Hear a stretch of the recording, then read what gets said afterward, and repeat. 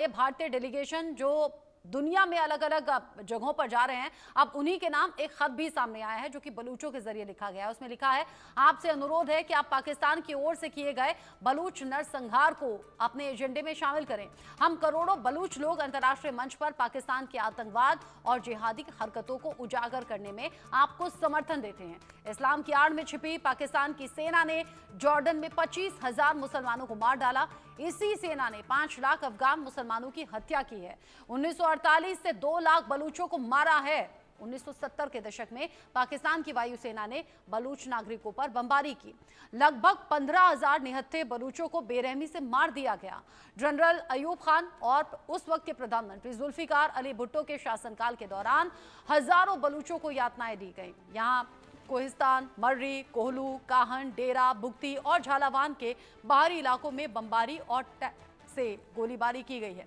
हमारी लड़कियों और महिलाओं को पाकिस्तानी सेना ने अगवा कर लिया, पंजाब के बाजारों में ले जाकर बेच दिया। डॉक्टर मेहरंग बलोच हजारों अन्य बलूच कार्यकर्ताओं के साथ यातना कक्षों में सड़ रहे हैं, उन्हें यातनाएं दी जा रही हैं।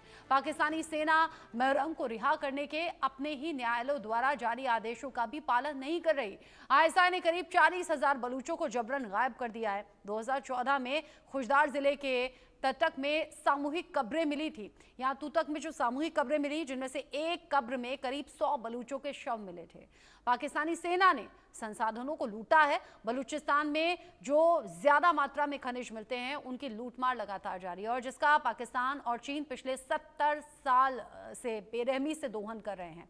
यहाँ बलूच इसका विरोध करते हैं और बलूचिस्तान के सुई में प्राकृतिक गैस की खोज 1952 में जो हुई थी, 2020 के आंकड़ों के मुताबिक प्रतिदिन के हिसाब से 334 मिलियन क्यूबिक फीट गैस निकाली जाती है। इसमें दुख की बात यह है कि गैस क्षेत्र के 1 किलोमीटर के दायरे के रहने वाले बलूच लोग इस वरदान से वंचित हैं। उन्हें ये सब सुविधाएं नहीं मिल रही। यहाँ का होने के बावजूद भी वो अभी भी लकड़ी जलाकर खाना बनाते हैं। बलूचिस्तान से उच्च गुणवत्ता वाला कोयला निकाला जाता है, फिर भी इस क्षेत्र में स्कूल, अस्पताल, बुनियादी जीवन की सुविधाएं नहीं है। यहाँ चगाई में रेकोडेक और सोंडाक से सोना और तांबा निकाला जाता है। बलूचिस्तान से यूरेनियम भी निकाला जाता है, लेकिन इसके कचरे को डंप करने की पाकिस्तान की कोई दिलचस्पी है नहीं। लिहाजा लोग कैंसर से पीड़ित हैं। हवा वहां पोल्यूटेड हो गई है, प्रदूषित है। डेरा गाजी खान, तौसा शरीफ, राजनपुर और कोह सुलेमान जैसे पंजाबी कब्जे वाले इलाकों में हजारों कैंसर के मरीज अब हैं। हम यानी कि बलूच कह रहे हैं, अंतर्राष्ट्रीय परमाणु ऊर्जा एजेंसी यानी कि IAEA से अनुरोध करते हैं कि वो 1998 में किए गए 6 परमाणु परीक्षणों से उत्पन्न रेडिएशन का आकलन करने के लिए चगाई में एक विशेषज्ञों की टीम भेजें। पाकिस्तान के परमाणु बमों को जब्त किया जाए।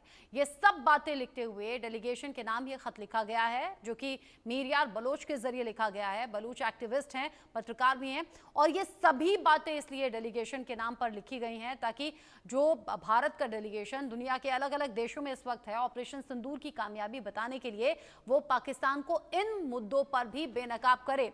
और इसीलिए लंबा चौड़ा खत लिखा गया है, जिसमें शुरू से लेकर अब तक पाकिस्तानी हुकूमत और फौज की ज्यादतियों का जिक्र है। मौजूदा वक्त में बलूच सीधे तौर पर चुनौती ले रहे हैं और कह रहे हैं कि अब आज़ादी से कम कुछ भी मंजूर नहीं।